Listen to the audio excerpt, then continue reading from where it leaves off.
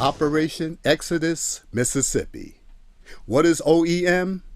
It is the only real solution for descendants of slaves born in America.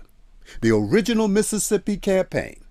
Anything else is fraud and will not work. It is the process of bringing into reality the promised land that Dr. Martin Luther King Jr. spoke of. It is simply inspiring the so-called black residents of the state to take advantage of their voting power, having a large population to take control of the political systems, laws of their state to benefit themselves, of which brings them power. Power they never had before. OEM has nothing to do with religious, personal, or political beliefs. Just wanting to make life less oppressive in this geographical area so blacks can feel safe and operate with less resistance due to racism, forming a type of safe haven sanctuary state for black people. OEM doesn't advocate trying to force the populace to do anything they don't wish to do, but offer advice and suggestions to improve their state for all citizens, regardless of race, creed, color, sexual orientation, etc. Some of the benefits of OEM could be: 1. As a state, you could finally request reparations due to the enslavement of our ancestors from the federal government. Being such, monetary or other awards will not be going to individuals or groups, but a state now in control that benefits this people to help build what this people need to act like true, free, liberated, as well as equal citizens of this nation. 2. Having control of the governor's mansion, you can control the state National Guard as well as all law enforcement of the state. 3. Create a different way of living among the people to alleviate homelessness and other poverty, requesting the citizens more modestly, opening up more jobs, more time with loved ones. 4. Offer true rehabilitation to those in criminal systems so monies on jails can go to more beneficial purposes. 5. State can request the federal government to release all political prisoners in federal custody or those forced into asylum in foreign lands to be returned to or handed to Mississippi so they can live out the rest of their lives in dignity. 6. Mississippi will become a true work state where every man, woman, and child can say they had something to do with the success of their state instead of credit going to a select few. 7. Being an agriculture state already, we can specialize in the production of pure organic foods that is good for our citizens, also can be exported to other states and around the world, having a want for cheaper organically grown food products. 8. Success of OEM will become the blueprint and example, having not enough room for all who now wish to move. So our eyes must be set upon perhaps Alabama, Georgia, and the like. 9. A state can function independently from the federal government, forming relations and deals in foreign lands like Africa to benefit the state and nation. The so-called black people of America have never had true power that others respect. But by doing this, we will get the respect and power we have never experienced, and the doors that will open due to just taking control of your life we can't imagine. Please be reminded, if not for the domestic terrorism targeting black people of the South and the federal government refusing to protect its citizens, forcing them to flee, this OEM campaign probably would have been made a reality generations ago. So all you and I will be doing is the work our ancestors wanted to do but couldn't do due to domestic violence from other citizens. Join and organize Operation Exodus Mississippi today, or become a supporter. Good day, everybody. How are you? Morning Talks with Ro is right around the corner. Good morning, everybody. How are you? Who's ready for Morning Talks with Ro? Good morning, everybody. How are you? Happy Monday. Are you ready? Morning Talks with Ro is right around drop the in corner. and leave you with something tangible to work with and practice, because some of the things you're going to hear right on a regular basis, but if you're not practicing it, it doesn't make it real. It doesn't settle in as wisdom, right?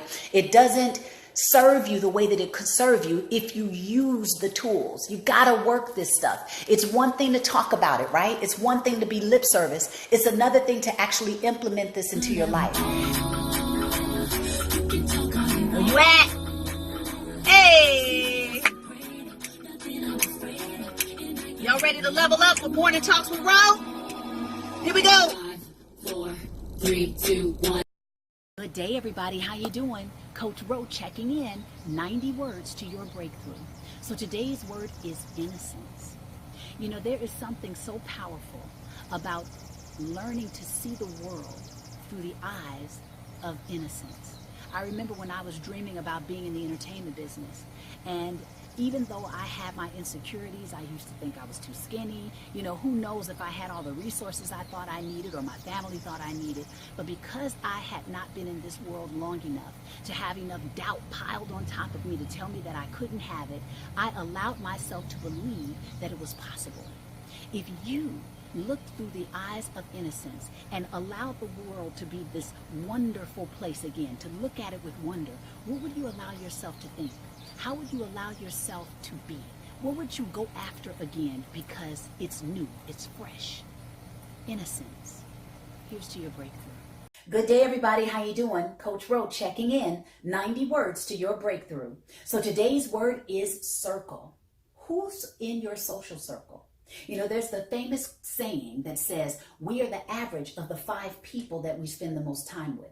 But I like to expand that thought and say that we are the average of the 5 things we spend the most time with. So some of us don't necessarily have to be around people to be giving our attention and time to something that is influencing how we think and how we respond in the world. What are you watching on a regular basis that could be shaping your view of the world? Who are you listening to that could be shaping how you feel about something? If you would like to elevate your circumstances, your situation, if you would like to elevate your thinking, if you would like to change your surroundings so that you are attracting more things that are in alignment with your goals and your dreams and your aspirations, check your social circle. Here's to your breakthrough. What's up, everybody? How you doing? Coach Ro checking in. 90 words to your breakthrough. So today's word is infiltrate. Do you know the information that you are allowing into your conscious mind? Are you paying attention to what pop culture, the status quo, is telling you to think so that it can influence how you show up in the world, how you respond to the world, how you react within the world? If we don't send the information that we are getting loaded onto, bombarded with every day from billboards and advertisements and TV and government and pop culture, if we don't send that through a personal filter, you might not even know that it is influencing your thought process, and it is influencing your behavior and how you show up in the world and how you see the world and how you choose to react within it. If your choices define your destiny, what are you choosing? And do you even know why? Infiltrate. Here's to your breakthrough. What's up, everybody? How you doing? Coach Ro checking in. 90 words to your breakthrough. So today's word is here. Who's here to get the results that they're looking for? You know, that they say that 80% of success in life is just showing up. The other 20% is your follow through.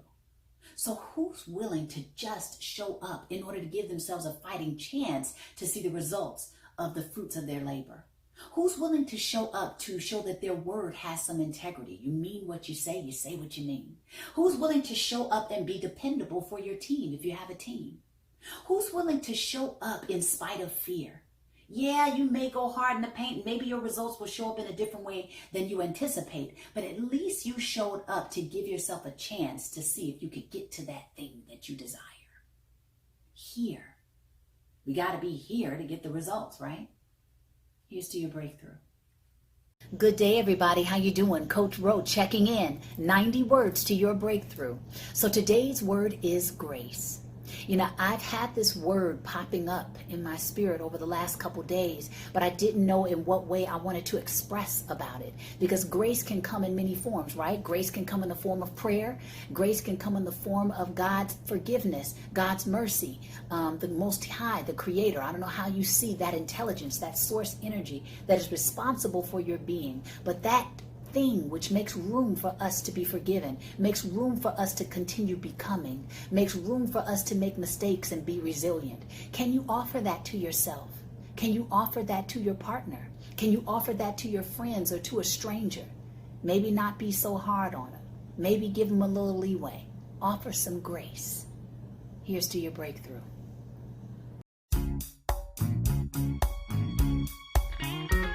That's how we have to be about our goals. If you really want to see something come to fruition, you do until you demonstrate. Great quote by Ernest Holmes. Do until you demonstrate. We don't stop until we see the results. We don't stop until we see the change in our condition.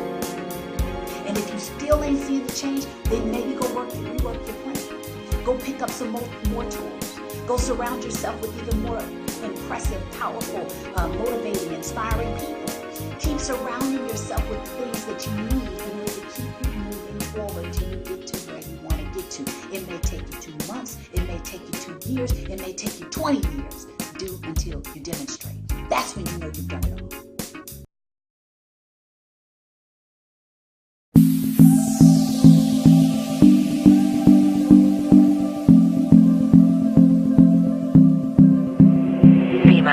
The first annual PPU retreat and vacation was an absolute success. To come out of the virtual world, the online world, and into a tangible one where we can hug each other and look into each other's eyes and share even more intimate, vulnerable moments and spaces, laugh together, cry together. I mean, we were on an emotional roller coaster that brought us into an even deeper space of fulfillment. We broke bread together. We supported each other in the most interesting moments. We built our dreams together. It was such a beautiful experience, and I look forward to building with this family for years to come.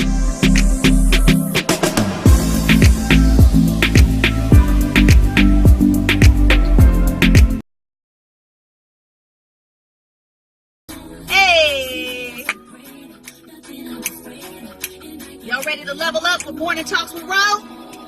Here we go. 5, 4, 3, 2, 1.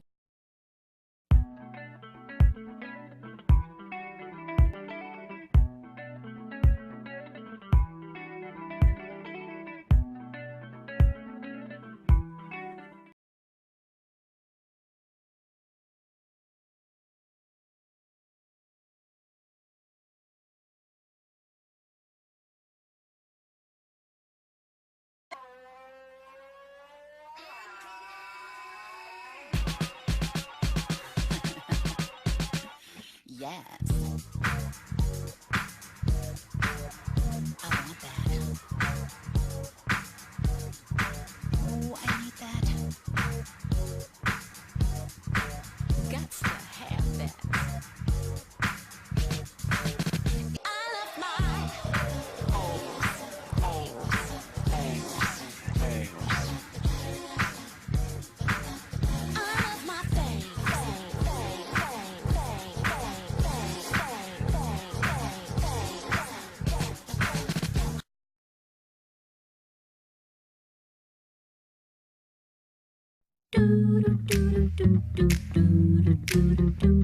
Free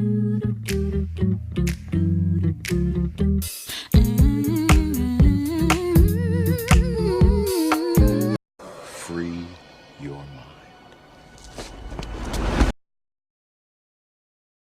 The following program is rated TVMA. Viewer discretion is advised.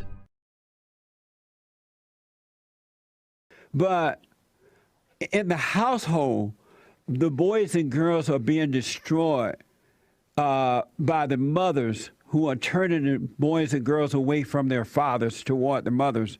And now the boys and girls are growing up with the mindset of a woman rather than the mindset of a man. Why do you think that happened? Well, what we know, and I would suggest you get this so that you can learn from this book here, Understanding the Assault on the Black Man. No, we talk about the assault in the home where the mothers are turning the children away from the fathers, because black women hate black men and they hate children. How did the black woman come to hate the black man so much? Well, first of all, the black woman does not hate the black man she does. so much. Yes, she does. Oh, no, I don't. She hates him so much. She hates him so much. She's killing his children in the womb. She's turning them away from the father, causing them to become angry and violent like she is. And the boys have the black men, boys and men have the same angry mentality that the black woman has. Why does she do that to them? Why are the black women doing that to the children? Well, first of all, I don't agree with that. I'm a black woman, and I don't hate black men. I love black men. Why do you love them? And I love them because why? Because they're our natural ally. That's who God made to be our natural companion. Well, why can't they control the black woman? Why can black men control the black woman? Why can't they control them? Why won't they control the black woman? If you love black men, why is it that the black men are letting women like you be out of control? Okay, well, of course, you know that your question is absolutely nonsensical. How's it nonsensical? Well, it's nonsensical because it's absolutely untrue. No, it's totally true. But I want to say to you, I think it's so important. Do you love white people? You know, I want to say this to you, Reverend Jesse. I think that because you serve as such a powerful, powerful tool to our 464-year-old open enemy, I want to congratulate you on being nominated for what we call the Coon Award. I got that. I have one right here. Look. Everybody that's watching us, please put your digital hands together. You see it? Congratulate our Reverend Jesse Lee Peterson for working on behalf of white supremacy and against his own people. What's a coon? By hustling, by being a race hustler. What's a coon? This is for you, sir. What is a coon? This is for you. A coon. What is a coon? Yes, a coon. Exhibit A would be, of course, you. A coon being one that spouts white supremacist ideology mindsets on behalf of white people and that work against their own people, that are willfully blackface, that are willfully being a blackface for white supremacy. That would be you, sir. Who are my people?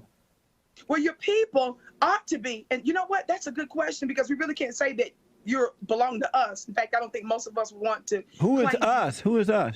Us meaning black people. You represent all black people? Those that suffer at the hands. Do you represent all black people? Excuse me? Do you represent all black people? You know, I do represent black people in different how about ways. all black people? In some ways. So let me ask you. The following program is rated TVMA. Viewer discretion is advised.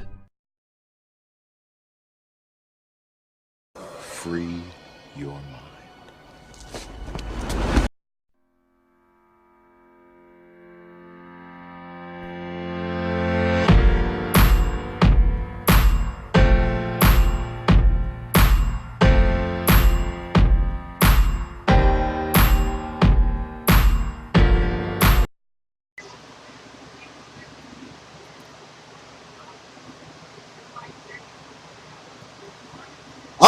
Alrighty then.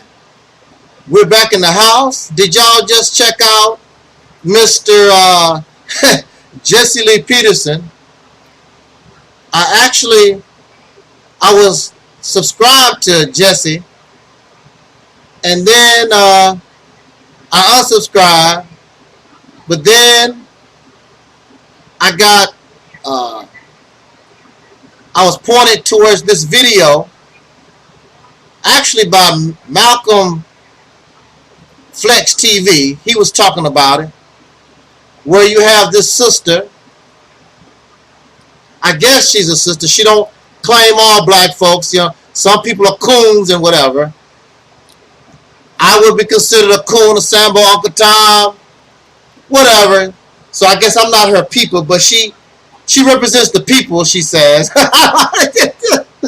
Hey, I just thought this conversation really was hilarious, because she's one of these blackity black, pro-black type of folks. Apparently, she wants to be affiliated with the Nation of Islam, but as you know, the Nation of Islam, the sisters do not have, you know, they don't wear wigs and weaves out in the public like she does. They don't talk like she do. MGT does not talk like she do or carry themselves like she do. But she liked the Nation of Islam thing, but I guess those rules and regulations and restrictions is too much for her. But she likes how the Honorable Minister Louis Farrakhan speaks, how he talks. But she doesn't have the, what's the word I'm looking for? Anyway, she does not want anything to do, actually, I guess, with the religion. Because you know all that, the way she presents herself, all that has to go. Those of us who are familiar with Nation of Islam teaching. But I want to make a comment because, and I really don't feel like it, so excuse me, I really don't feel like talking, but I wanted to speak about this conversation because now, you can call Jesse Lee Peterson a coon. You can call him a Sambo. Give him all the awards that you want to for being a coon. And you see Jesse, no problem. Jesse say, give me my award. I'll take it. I already got one. Give me another one. Give me all of them. Because, see, that's immature. That's something that you go to because you really are weak in your position. You have nothing to stand on. Whether you like Jesse Lee Peterson or not, Jesse is raising many valid questions, much valid inquiry. Now, this woman says that it's nonsense. It's not nonsense. I was taught that no question is a stupid question. So if no question is a stupid question, everything that he says, he has a right to say, and it's valid. The problem here is, you don't really know how to respond because you're arrogant, you think that you'll know it all, but when you put on the spot, when the pressure is put on these blackity black, pro-black, black, Kemetic, Nation of Islam, Hebrews, like, when the real questions start coming down, questioning your belief, questioning your behavior, then you start to fall apart. Because you're used to being the one asking the questions, bringing the hard inquiry, but now the shoe has flipped, the pancake has flipped, and now you're trying to save face by saying, oh, you're a coon. What kind of clothes are you wearing? What school did you go to? You're the white man's boy. Whatever this nonsense is. And Jesse kept asking throughout the interview, why do pro-blacks, why y'all don't like to answer questions? You go, oh, you want to play Ring Around the Roses. I would consider Jesse Lee Peterson a real challenge. And this is what makes things so bad, is that Jesse Lee Peterson, upon study, and clearly this woman just views this man as some type of simpleton, as some type of idiot that has no intelligence, you're just going to walk to him and just say and do whatever the hell you please, and you think that you're going to just get away with that. And Jesse just smiled. He's cool, calm, and collect. He does not get angry. He does not get set. You got to give Jesse his credit. These pro-black folks get upset. They get angry because they don't know what the hell they're talking about. And they've been put on the spot. I was watching the comments of those who were watching this interview on Malcolm Flex TV. And they were really upset with Vicky, her name Vicky Dillard, I think. Dillard or something like that. And she's not a member of the Nation of Islam, but she's affiliating herself with the Nation of Islam, and they were very angry because she made them not look good, the Nation of Islam. Somebody like Farrakhan himself or Brother Wesley Muhammad or Abel Muhammad, somebody like that should have took, that's the one that should have been on Jesse's show talking about the Nation of Islam or being part of the Nation of Islam. So clearly, I don't even think this lady really knows and understands what Nation of Islam teaches really is about when it's all said and done. I don't think she even knows. She just emotional over the rhetoric, the propaganda that comes from the charismatic, articulate, mannerisms that Farrakhan present, which he isn't as good as he used to be. He was much better in the 1980s. Why y'all, I'm with Jesse Peterson. Why y'all don't like to answer questions? Now, I had a troll that come on my page asking me questions. I answered the questions. And I answered the questions where these questions, they were answered. But where you should have been satisfied with the answer. But the troll wanted more, because the troll wanted to get me in a situation like Vicky Dillard was with Jesse Lee Peterson, and that's not going to happen. These pro-black folks try to bully people, make mockery and try to make fun of you and try to question your intelligence. You silly and stupid. What Jesse is talking about is nonsense. Well, if it's nonsense, just deal with it. Show how intelligent you are, but you have no answers. So the only thing she could do is, here's your Coon Award. Truly embarrassing. I'm embarrassed for her, because that just goes to show that you're not on top of your game like you think that you are. Because Jesse don't want to hear all your statistics and all this other stuff that you come up with. He's showing you that it don't make any sense, and you think that it do make sense, but you all caught up. He got you running around like a chicken with his head cut off. So Jesse said, what is a coon? She really don't even know how to describe what a coon. And I can guarantee you, all these pro-black, black folks, everybody got a different definition for what a coon is.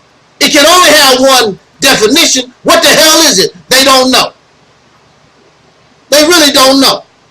Plus, coon, Sambo, Uncle Tom, all these are racist words that you got from the white man. But yet still you want to talk about how wicked the white man is. You use the word coon and nigger and Uncle Tom and Sambo probably more than he do nowadays.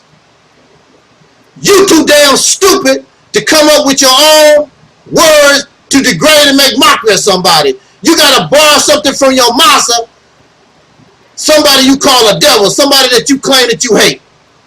Clearly you don't hate them that much. You need to borrow from your slave master. So Jesse, she talks about you're not for your people. And Jesse said, who is my people? Do you represent black people? She does not represent black folks. Farrakhan don't represent black people, or Sarah Sudenseti, or Umar Johnson, or Shanetta. Nobody represents soul brothers and sisters. Nobody does. In fact, none of these suckers have even asked brothers and sisters, do you want me to represent you? So no, you don't represent Jesse. Hell no, you don't represent me. You represent those who are part of your clique. That's the only black people you represent. Now I want to say this in response to his comment, Jesse Lee Peterson. He was telling Vicky Dillard that Soul Brothers and Sisters was doing much, much better prior to civil rights. Well, the first problem, Jesse, is if black people was doing better prior to civil rights, then why was there a need for people to risk their lives, risk their jobs, risk everything they had in order to do what they done if everything was better? The reason why you have people that begin to rebel, the reason why you have revolution is because you have people who believe they are being exploited. What was going on prior to civil rights? Prior to the civil rights movement, what did we have? Something that is in the news right now. The murder of Emmett Till, 1955. That was going on. People being humiliated. Forced to go to the back of the bus. Jim Crow. That was going on, Jesse. What world you live in? That's how you want to live? Whites only, colored only. But you pay equal taxes. So you living better, right, Jesse? It's so many examples. Now, see, just bring those simple examples up to Jesse. Make him answer the questions.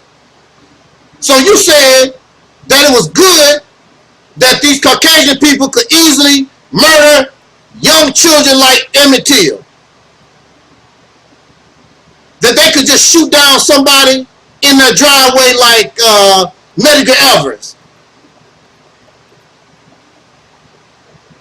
Prior to civil rights, let's go to Black Wall Street. It was better. These racists can easily get together and form a mob and wipe out a whole black community or a whole black town. The list could go on and on. So Jesse is actually saying that being tolerant of this type of behavior from other people who's supposed to be citizens, this is acceptable, right, Jesse? You pay taxes equal. You give your life on the battlefield equal, but you don't get treated like an equal. That's all right for you, right, Jesse? This is prior to the civil rights movement. You said it was better. Oh, it's better because there was heads of household. There were heads of household, Jesse, when they bombed Black Wall Street, when they destroyed Rosewood. There were black men, head of household, and they allowed that boy to be taken by these racists to be murdered. They were heads of the household. How many of your men, Jesse, prior to the civil rights era, you say, is better? How many men watched their wives get raped by some man they were sharecropping the land on? It was better, right, Jesse? This is what Jesse's saying. It was better. A much better situation because the man was head of household. country prior to civil rights, you can find this head of household, this black man, you can find their body lynched somewhere. But Jesse is saying that it's better. No, Jesse, these people tolerated evil. These people tolerate, even to this day, you tolerate evil being done to you. And you telling me that being a coward is better than not trying to do something to stand up for yourself. That's what Jesse Peterson is telling us. It's better to be a coward, just sit back in the cut. And then the only reason why you're on the radio and being able to move and do the things you do is because of those in the civil rights movement, and any brother and sister, black man or woman, soul brothers and sisters that did anything to try to fight this damn society, racist society that we live in. So what do you mean by better? That it was better for you to be a coward, and when you build, woo, Jesse, and when you build something, then these peckerwoods come and tear it down. When you build something, they come and blow it up. When you build something, that's better for you. You keep trying, and you got a sucker tearing everything that you do down. Don't you know? If these races did not tear everything that our ancestors was trying to do, don't you know what kind of position we would be in if they did not steal our farmland and cheat us and lie to us and deny us the reparations that our people deserve once they were made free from chattel slavery? What is wrong with Jesse Peterson? It was better. What world do you live in, sir? That's what I would like to ask him. What world do you live in? And some of this you experienced yourself growing up as a young boy in Alabama, in the South. And you said prior to civil rights, it was better. I will agree and I concur with you that civil rights did cause some harm. But also at the same time, if you notice, as soon as your people that you said was better than the civil rights movement, as soon as the door was open that they could integrate with the slave master, there they go. They did not care about their own hotels, their own businesses, or anything they had built with their head. Now, the white man's ice is colder than theirs. Don't forget that. Reverend Jesse L. Peterson, and I understand why he's all messed up because of that I cannot say, being indoctrination. I cannot say, it's certain words that mess me up. But he's messed up in the mind because of Jesus Christ. Where did you get that Jesus from? You got it from the white man. You got it from the people that murdered you and enslaved you and hurt you. So Elijah Muhammad said, if a man don't treat you right, what make you think that he's going to teach you right? I concur with that. You making Jesse L. Peterson making excuses for evil, excuses for wickedness. But yet he benefits from the struggle of others. You should be shamed, sir. You should be shamed. They benefit from the sacrifice and the death of others. Then they turn around and talk about what they did or shouldn't have done. While you benefit from these people that tried to fight. Whether you agree with their method or whatever, they put up a struggle, they tried to fight, while you sit on your ass and didn't do nothing but tolerate the lynching, tolerate the rape and the murder and the discriminations of unemployment and so forth in this nation.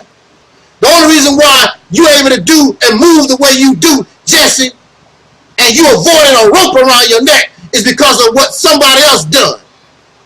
How dare you? You should be ashamed. So you answer that question. What world? He must not have, Jesse Jesse Peterson, you must not have your father in your home. But you want to know something? It doesn't make any difference if you have a father in the home or not. Because if your father is a coward, if your father is sitting around watching those people that he belonged to and don't care nothing about your future generation, so what if your daddy was in the house? He's a father, good for nothing father, not willing to fight for his progeny. You benefit off the sacrifice and the lives of somebody else, some men, other men who understood what it was to truly be a man. Don't care about just being head of household, but the head of a people, the head of a group of people that was suffering. You don't know nothing about that, do you, Jesse? No, you don't. Again, I don't know what world Jesse Peterson lives in. He goes on to say that black women hate black men. That's a damn lie. Prove it. Make a video. It's easy to do. Start in your neighborhood. Interview the sisters. Why do you hate black men? Interview the brothers. Why do you hate black women? Just interview. I sit back in the cut and I hear y'all talk that stuff. Black women hate black men. Black men hate black women. I'm looking at my neighborhood. I don't see this stuff that y'all talking about in real time. You take stereotypes and you act like it's real. It's not real. You don't see it yourself. If you see it, it should be easy. Put it on camera.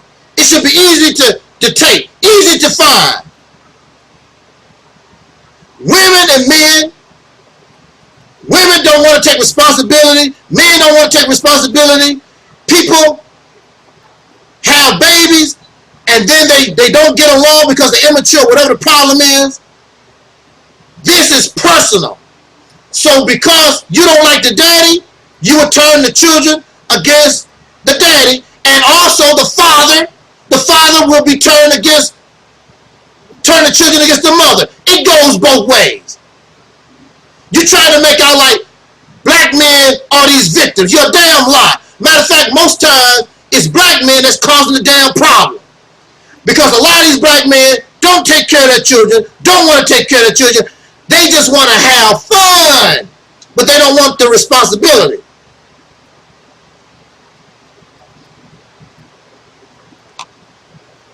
So he talks about the heads of household.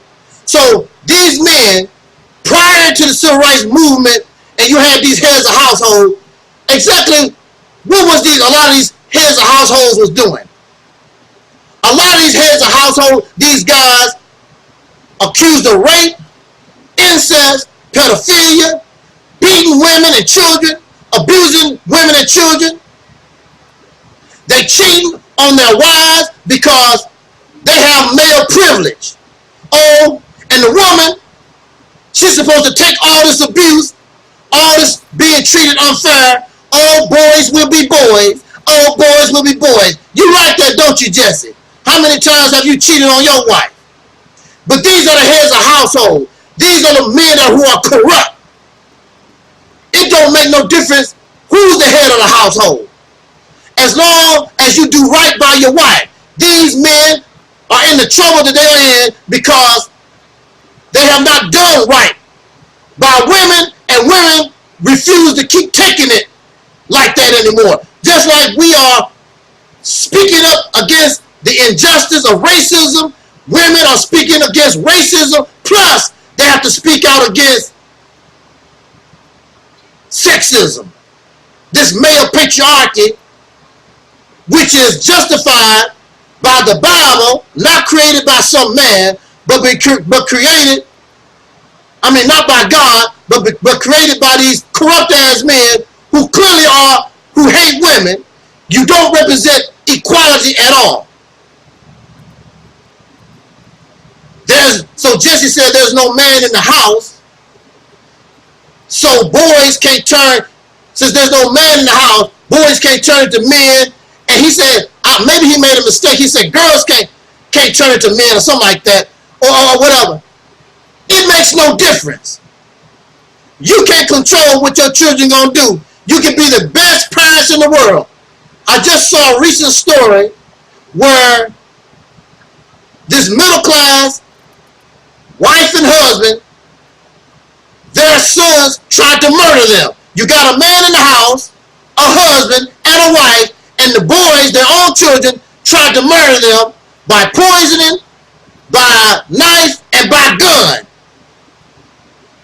But of course they are Christians, so they forgive their children. But you explain to me, a man had a household, he's in the house, and his boys, his own sons, try to murder him and the mother. Explain that to me. There are many people in prison that come from two-parent households. Matter of fact, most racists come from two-parent households. And they enjoyed the hell out of slavery. Explain that. So what? Just because you have a penis does not mean that you are a leader, that you should be head of anything simply because you have a penis. Is it some kind of, like 50 Cent say, is it some kind of magic stick? And then Jesse said, if black women love black men, how come the men can't control the woman? If the woman love the man and the man love the woman, it ain't about control. It's about a partnership. It's about we love each other. I'm not trying to control you. You're not trying to control me. We're working this together. We are in an equal relationship. But when you are influenced by that religion, and you are influenced by a patriarchal society, then the woman is inferior. The only thing she is a servant, some kind of damn slave. And women are sick of it. They are sick of racism. They are sick of sexism, this patriarchal system. And all over the world, women are rising, just like dark-skinned people are rising against what they call white supremacy, pink supremacy, racism, all over the world. People are tired of being exploited, abused, used, raped, murdered, sick of it. It's got to stop somewhere. Because clearly, Jesse Lee Peterson, your God ain't going to do a damn thing for nobody. Mr. Peterson, you praise God every day, and your God don't do nothing for nobody. Yourself or anybody. You can't prove your God did a damn thing for you. So I don't know what world Jesse Peterson talking about. I've never seen these women. In personal situation, yes, there are women who will teach their children against the father, and also vice versa. That happens. But if it's like the way that y'all talk about, show me, because I don't see it. In my neighborhood, the people I'm around, I don't see all this. I don't see what y'all see, period. No, you're making excuses. It's easier for you to attack a brother. It's easier for you to attack a sister than attack the real enemy that put all of us in this situation, bad situation. You'd rather blame yourself, fight amongst yourself, debate and argue, instead of dealing with the root of the problem of what caused it to begin with.